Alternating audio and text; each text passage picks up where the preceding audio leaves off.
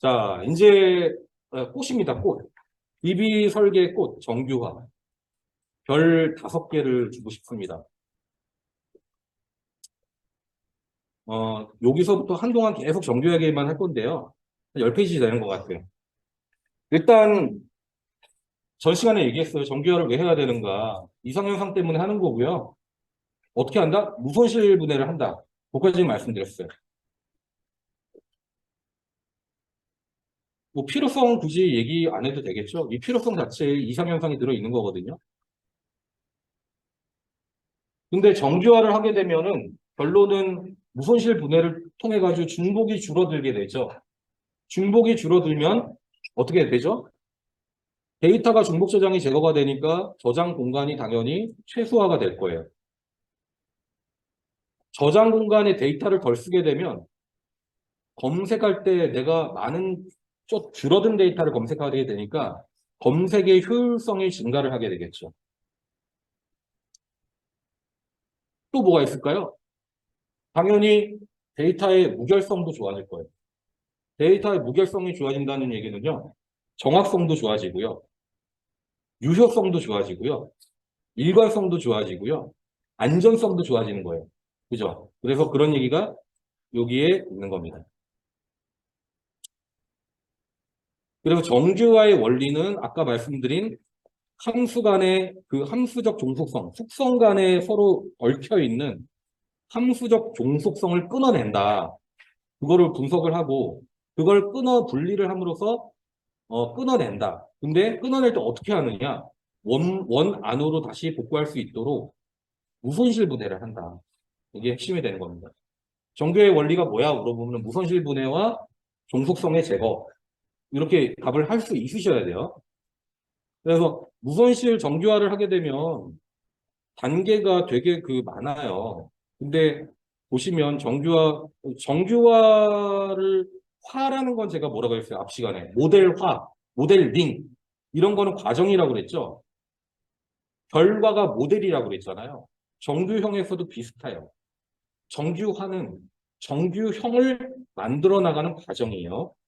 그러면 맨 처음에 정규화가 안 된 데이터의 형태는 뭘까요?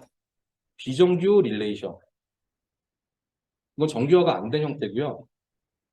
여기서 각각의 그 함수 종속성의 유형에 따라 가지고 크게 이론적으로 6개의 정규화 과정이 있어요. 1정규화를 통해서 1정규형을 만들어내고요. 2정규화, 2정규형, 3정규화, 3정규형, BCNF 정규화, BCNF 정규형, 4정규화, 4정규형, 5정규화, 5정규형을 만들어내는 겁니다. 근데 여기서 좀 이상한 게 눈에 딱 밟히는 게 여기가 밟히지 않으세요? 이게 왜 있을까요? 이거는 처음에 학자들이 연구를 시작할 때는 뱉어내지 못한 형태예요. 그때 이론적으로 이런 함수적 종속성을 가지고 있는 것들은 1, 2, 3, 4, 5정경이라고 정립을 했는데 좀 더 분석을 하다 보니까 내가 그 당시에는 밝혀내지 못한 또 이상한 종속관계가 있네? 라는 거를 보이스 코드라는 사람이 밝혀냈어요. 그래서 보이스 코드 노멀라이션 포맷 해가지고 BCNF 정경이라고 자기 이름을 갖다 붙였어요. 그런 거 많죠. 뭐 우리가 별을 발견해도 그런 거 자기 이름 갖다 붙이고 하잖아요. 여러분도 하나 발견해 보세요. 근데 실무 이게 이제 오정규형이 사실 끝이냐? 그렇지 않아요. 그 실무적 사례에서는 제가 얘기 들은 거 18정규형까지도 누군가 얘기를 하더라고요. 근데 그렇게까지는 이론에서 배우지 않고요. 그건 누군가 그냥 소문으로 약간 좀 뭐지? 중국 사람인 것 같아요. 제가 볼 때. 코가 심해. 코가 심하고 제가 데이터를 20년을 달았잖아요. 실무에서 쓴 거는 3정규형 정도가 최고였어요. 5정규형 쓴 적이 없어요. 가만 생각해 보면 자, 쪼갠다고 했잖아요. 상상을 해봅시다. 하나의 테이블을 정규화를 한 번 하면은 쪼개면 몇 개가 되죠? 2개가 되죠. 그걸 또 정규화를 하면 몇 개가 되죠? 4개가 되죠. 그걸 또 정규화하면 8개가 되죠. 물론 쪼개지지 않고 딱 무조건 두 배로 뛰는 건 아니에요. 근데 쪼개면은 어쨌든 간에 테이블 개수가 늘어나거든요. 어떤 문제가 생길까요? 그죠. 테이블 간에 외래키로 엮어놓고 어떻게든 정립은 하겠지만 그거를 데이터를 추출을 하기 위해서 쿼리를 짤 때 쿼리의 난이도가 기하급수적으로 올라가요. 내가 하나의 테이블을 볼 걸 8개 테이블 간에 조인을 해야지만 내가 원하는 데이터를 끄집어낼 수 있어요. 그거를 좀 더 간결하게 얘기하면 사용하기가 너무 어려워져요. 사용성이 저하된다. 그죠? 그런 측면이 있습니다. 그래서 여기도 지금 조인에 대한 이런 부분들이 정규형을 진행할수록 난이도가 높아진다. 이런 얘기를 하는 거고요. 대신에 좋은 점도 있다. 아까 말씀드렸죠. 정규화를 진행할수록 무결성이 좋아지면서 데이터들이 최소화되기 때문에 디스크 용량적인 부분에서는 이렇게 딱 줄어들게 되고요. 그죠? 데이터 중복성도 줄어들게 돼요. 무결성이 좋아지겠죠. 그 다음에 물리 데이터 용량 설계 능력도 늘어날 거예요.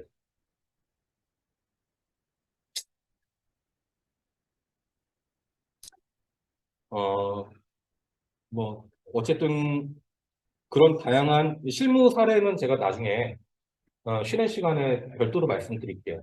쉬는 시간에.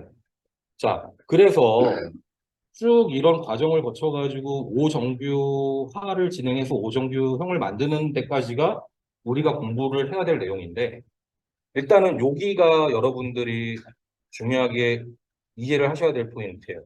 앞 시간에서 이행함수의 저기 뭐죠? 함수의 종속성에 대해서 배우셨죠?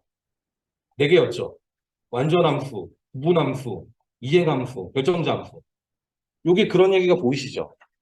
이거는 무슨 얘기인지 모르실 거예요. 좀 더 설명드릴게요. 근데 여기 부분함수 보이죠? 그 다음에 이행함수 보이죠? 결정자함수 보이죠? 그래서 1정규, 2정규화. 이게 2정규화거든요, 여기가.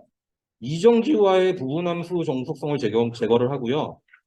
3정규화에서 이행함수 종속성을 제거를 하고요. BCNF 정규화에서 결정자함수 종속성 제거하는 요 영역 있죠. 여기가 여러분들이 앞서서 공부하셨던 함수 종속성 영역이에요. 그 다음에 그때 제가 뭐라고 말씀드렸냐면 뒤로 두 가지 종속성이 더 있다고 그랬어요. 다치 종속성과 조인 종속성이 있다고 그랬는데 그게 요 두 개예요. 사정규하의 다중값 종속성 제거가 아까 제가 말씀드린 다치 종속성 제거고요. 여기 그 결합 종속성 제거를 하는 게 이게 조인 종속성 제거라고 우리가 보통 얘기하거든요. 조인 종속성 제거하는 게 추가로 있는 거고 요 두 가지는 함수적 종속성은 아니다라고 이제 말씀드리는 거예요. 요까지를 일단 기본 틀로 우리가 전체 쭉 이제 앞으로 배워야 될 내용들을 한 판으로 먼저 보고 가는 거예요. 큰 그림이다. 자, 1정규화부터 시작을 하겠습니다. 1정규화라는 거는 아까 뭐죠? 비정규화 릴레이션을 1정규형으로 만드는 과정이죠. 근데 여기 한번 테이블 잘 보세요. 이 테이블 여러분들 엑셀 파일에서 실무에서 이렇게 많이 관리하고 계시지 않아요? 이거 DB에서는 이렇게 관리 안 해요. 근데 엑셀에서는 이렇게들 많이 관리해요. 특징이 딱 보시면 어디 문제점을 찍으실 수 있겠어요? 여기 보시면요. 수강 과목 코드 1, 2, 3. 문제가 있어 보이죠? 수강 과목, 수강 과목명 1, 2, 3. 이 수강 과목 코드에 맞게끔 명도 3개씩 쌍으로 일어났어요. 이거 실무에서 이렇게 관리하고 계시거든요. 이런 거를 뭐라 그러냐면 우리는 리피팅 밸류라고 그래요. 똑같은 의미, 비슷한 의미를 가진 것들이 반복되거든요. 이런 걸 리피팅 밸류라고 합니다. 그리고 이 학점 같은 경우에 보면 셀 안에 지금 몇 개의 값이 들어있어요? 어떤 거는 한 개, 어떤 건 두 개, 어떤 건 세 개 들어있어요. 이게 DB에서 가능할까요, 이런 게? 안 되죠. 아, 되는 게 있어요. 저기 뭐야, 그 멀티미디어 DB 다루는 뭐 문서 기반의 현대식 비정규형 DB 다루는 데서는 이런 거 서로 가능해요. 근데 전통적인 RDB에서는 이런 거 허용이 안 돼요. 허용이 안 되고요. 시벨류에서는 가능하다. 근데 이거는 일반적인 우리가 생각하는 RDB 구조에서는 맞지 않는 구조고 이런 것들은 하나의 셀 안에 여러 개가 들어있는 것들을 우리가 다중값이라고 해요. 그래서 1정규화는 리피팅 밸류 및 가중값의 제거예요. 이거를 하나로 묶어가지고 뭐라고 얘기하면 해당되는 속성을 원자화한다고 그래요. 말이 어렵긴 하죠. 원자화한다는 거는 다시 반대로 얘기해서 리피팅 밸류를 묶어줘서 하나로 원자화를 하고 가중값 들어있는 것들을 쪼개가지고 하나로 또 원자화를 한다. 이렇게 이해하시면 돼요. 그러면 자 보시죠. 이 문제 있는 데이터들을 어떻게 바꿨어요? 일단은 학번, 지도교수 학과 요 세 개 문제 없는 거 있죠? 근데 그 정규화의 기본 컨셉은 뭐냐면 문제 있는 놈과 문제 없는 놈을 분리하는 개념이라고 여러분이 이해하시면 돼요. 기본적으로. 지금 여기서 요 테이블에서 문제 없는 놈은 요 세 개였죠. 그래서 요거 그대로 따라왔어요. 그 다음에 문제 있는 놈들은 요 놈이었죠. 이것들을 별도로 분리를 해가지고 과목 코드를 하나의 칼럼으로 원자화를 했고요. 과목명을 다시 하나의 칼럼으로 원자화를 했어요. 그 다음에 학점이라는 놈을 그대로 가지고 왔어요.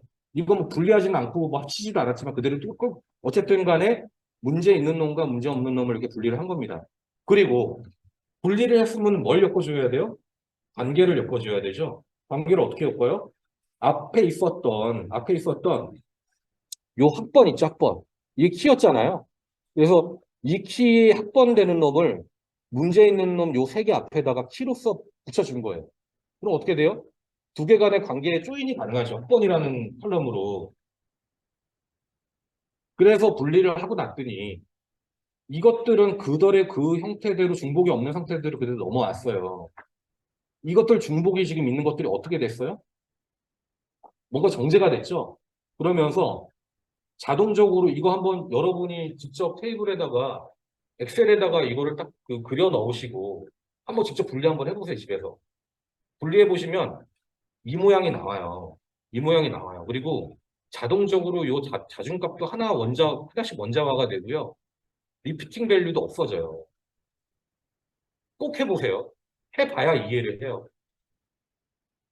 이게 1정규화입니다.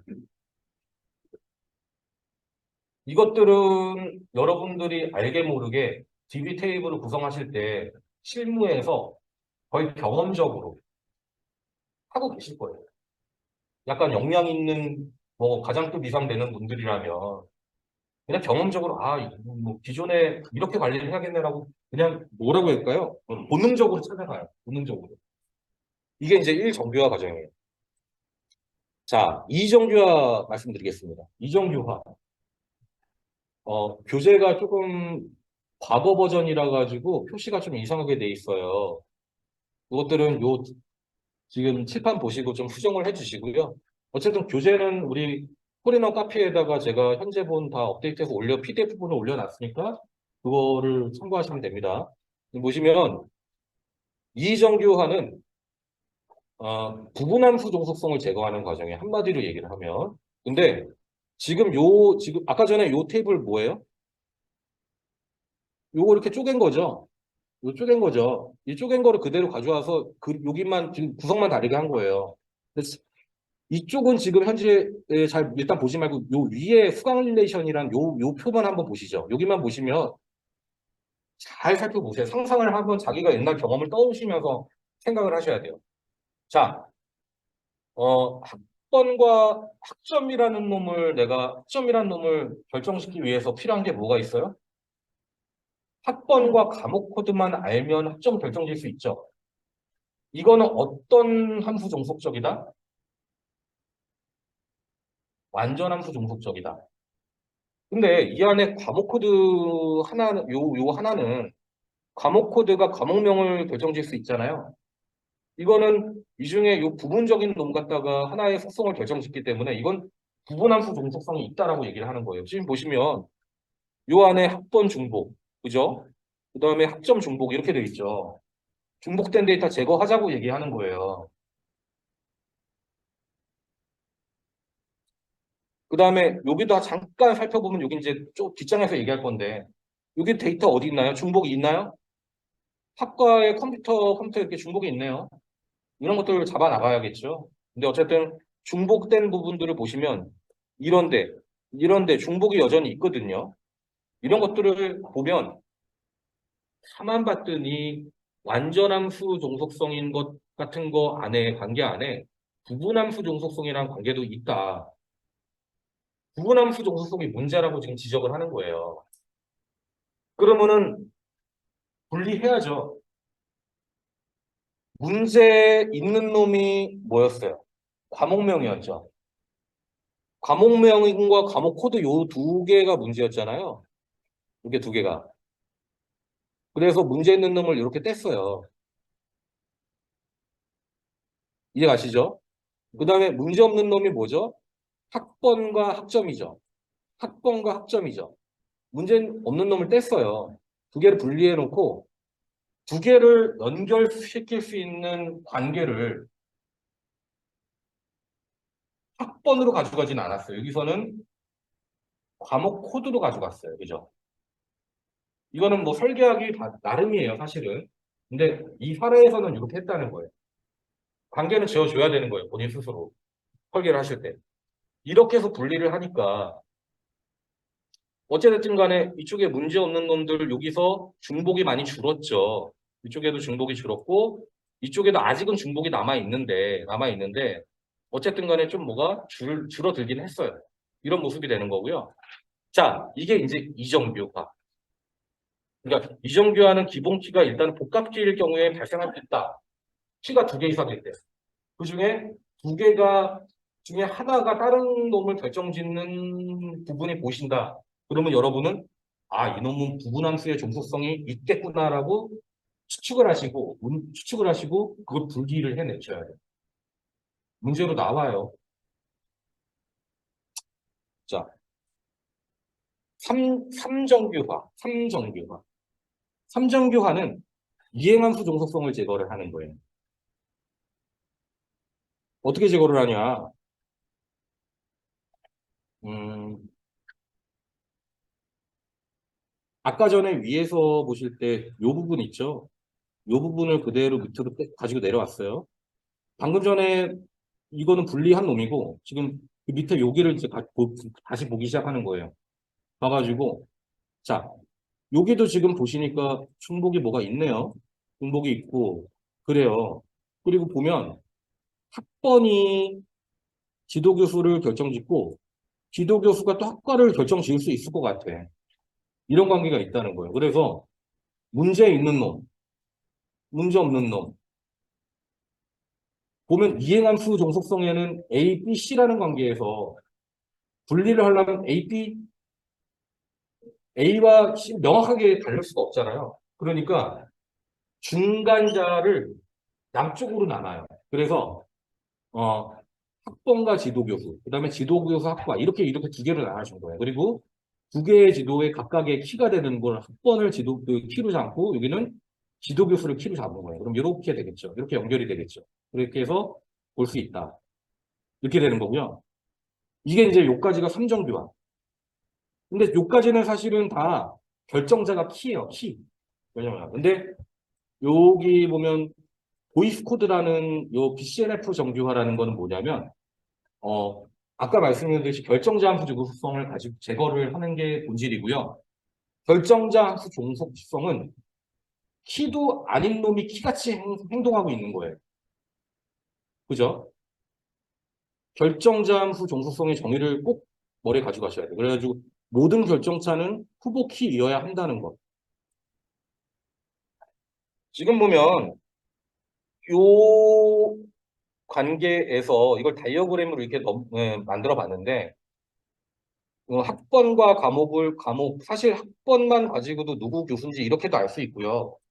이렇게도 알 수 있어요. 근데 여기선 이렇게 표현을 했네요. 일단은 이렇게 결정을 한번 줬어. 그 다음에 적어도 이렇게 결정을 지려면 이게 키여야 되잖아요. 근데 이놈이 키가 아닌 거예요. 그래서 이걸 어떻게 분리를 하느냐. 또 문제 있는 놈과 문제 없는 놈을 분리를 하는 거죠. 그래서 어쨌든 핵심은 뭐겠어요? T가 아닌 놈을 T로 만들어줘야겠죠. 그래서 학번과 교수를 별도로 분리를 해내고 기존에 있던 그 교수를 T로 만들어준 거예요. 둘 다. 여기도 T가 들어갔죠, 교수가. 그렇게 해서 요 테이블을 이렇게 두 개로 분리를 해낸 겁니다. 강의 시간에 제가 설명드리는 거는 본질을 말씀드리는데 이거를 직접 차근차근 뜯어보시지 않으면 절대 이해 못해요. 일단 기본 컨셉만 이해를 하시고 1정규화는 엑셀에 한번 그려보셔라.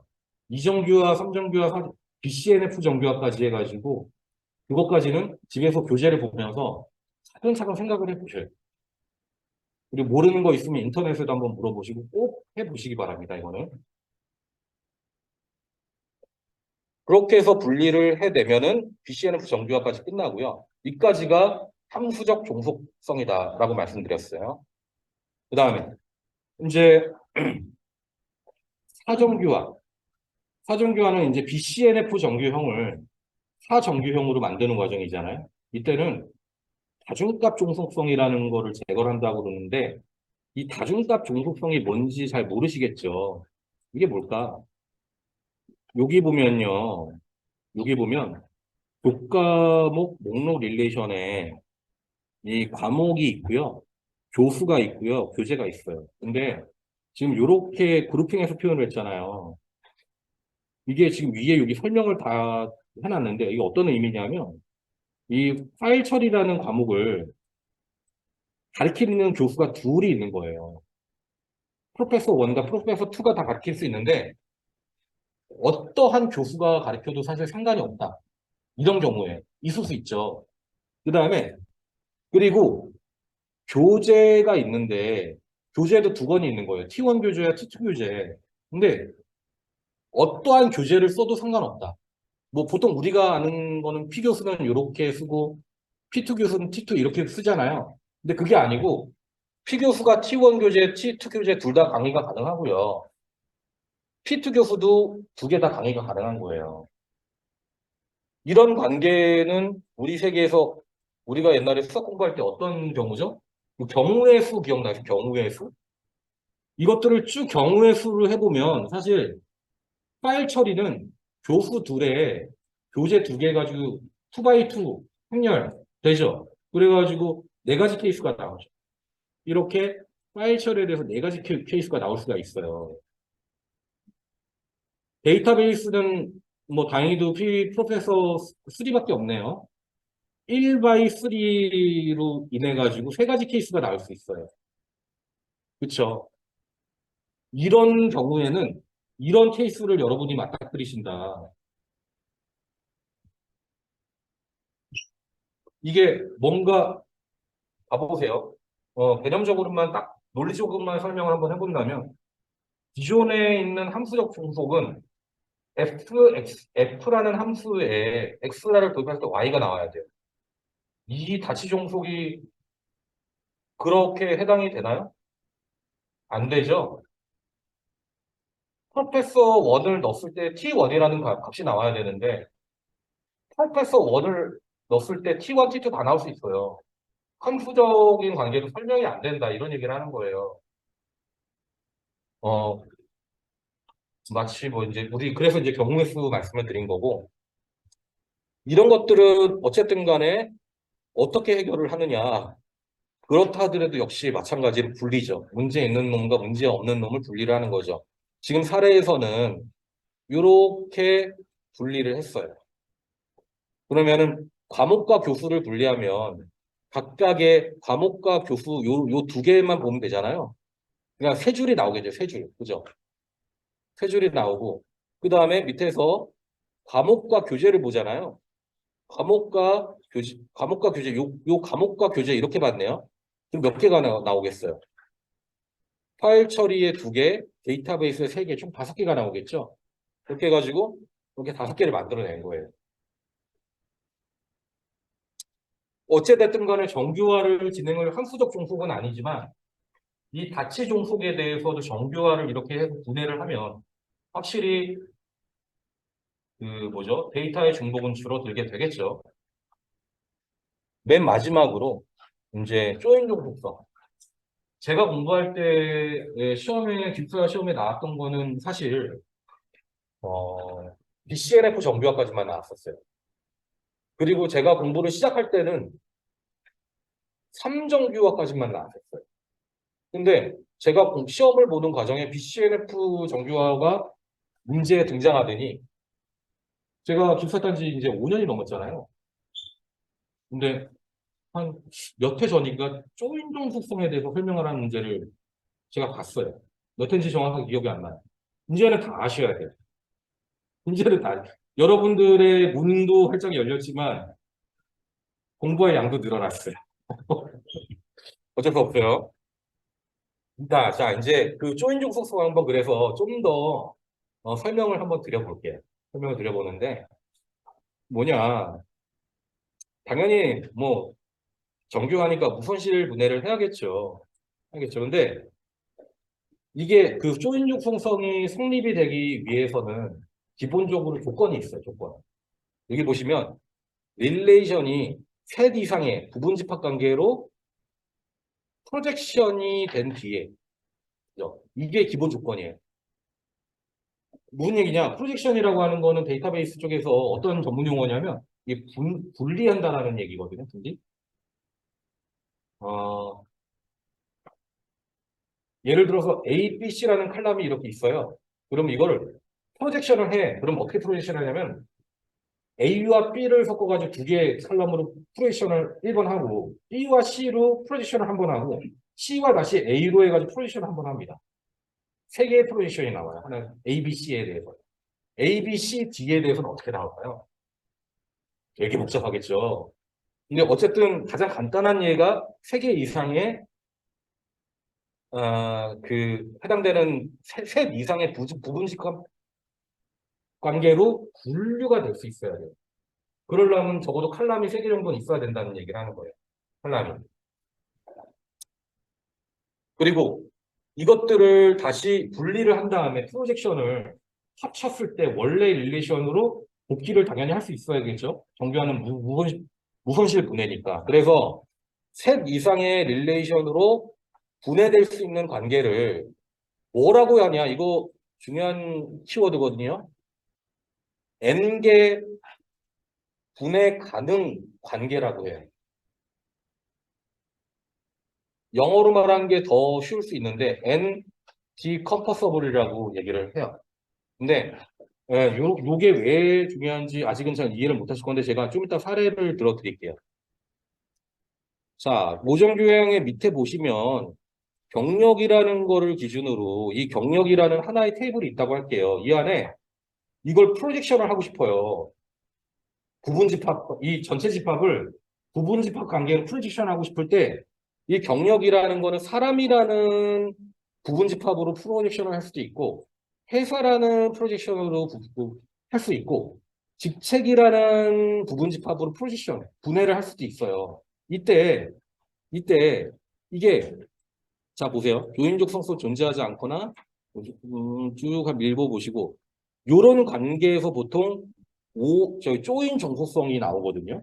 조인 정속성이 나오는데 요 그림의 도식 관계를 이력 관계로 막 이렇게 연결시켜 놓은 거 여러분들 너무 뜬구름 잡는 얘기처럼 보이고 이해 전혀 안 가실 거예요. 잘 안 가시죠? 교재에는 이렇게 나오는데 그래서 오늘 강의를 위해 가지고 제가 밑에 좀 준비를 해왔어요. 이게 인터넷에서 일단은 발췌한 사례고요. 제가 프로젝션 N개로 분해할 수 있는 가능성을 얘기를 했잖아요. 그림 보이시나요? 네. 보시면 자 이런 테이블이 있다고 할게요. 세 개의 칼럼으로 속성으로 구성이 되어 있어요.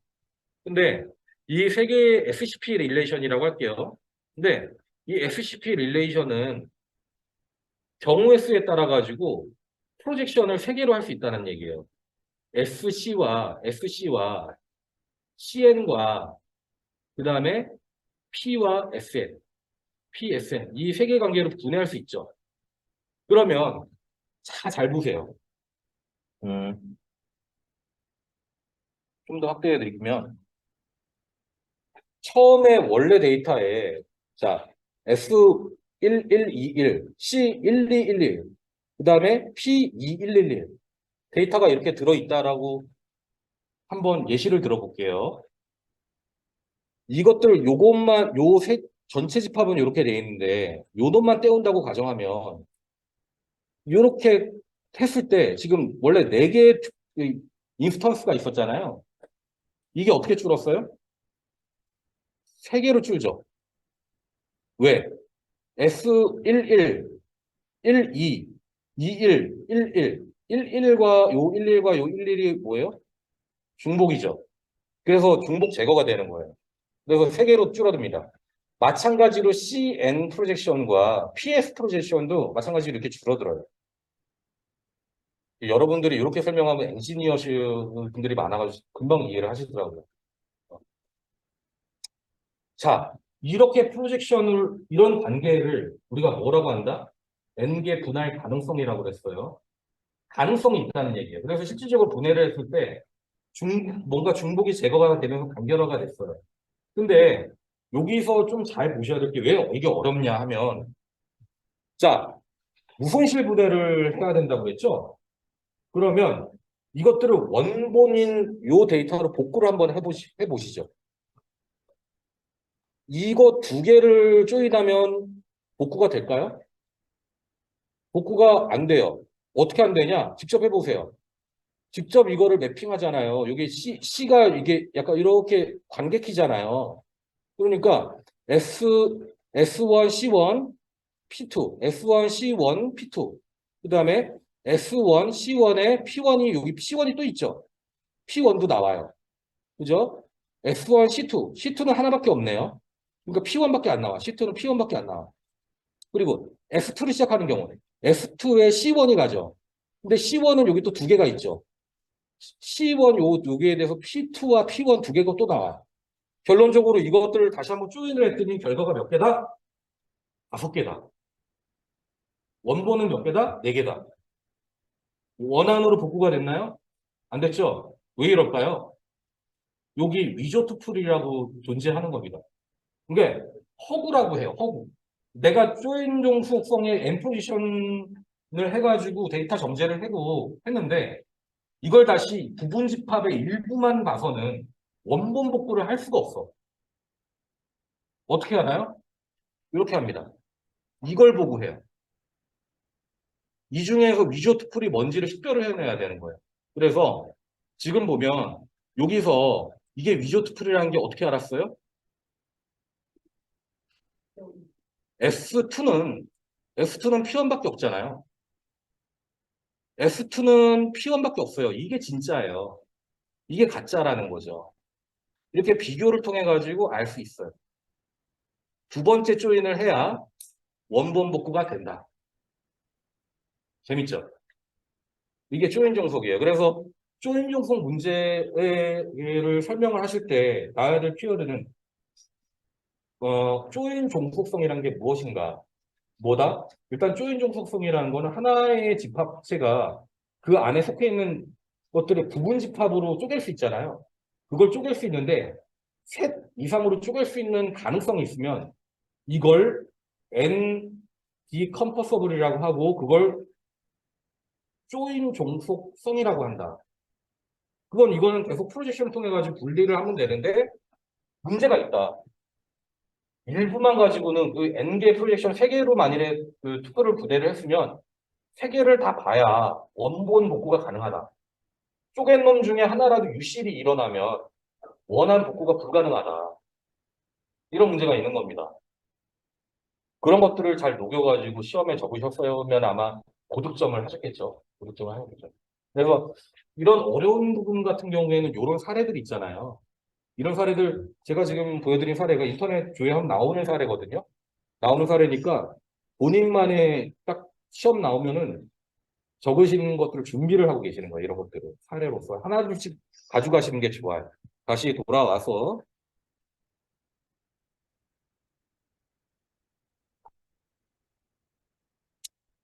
위에 있는 4정규형이나 3정규형, BCNF 정규형, 뭐 2정규형, 그 다음에 1정규형 만드는 뭐 1정규화 이런 것들도 사례를 하나 정도씩은 여러분들이 가지고 계셔야 돼요. 사례를. 주로 이제 나머지 BCNF까지는 여러분들이 사례가 저기 있는 걸로 가능하잖아요. 교재에 있는 걸로 가능하잖아요. 근데 오정규형 같은 경우에는 교재에 있는 걸로 조금 부족하니까 그것들을 인터넷에서 좀 서치를 하셔가지고 가지고 계시라는 그런 말씀을 드리는 겁니다.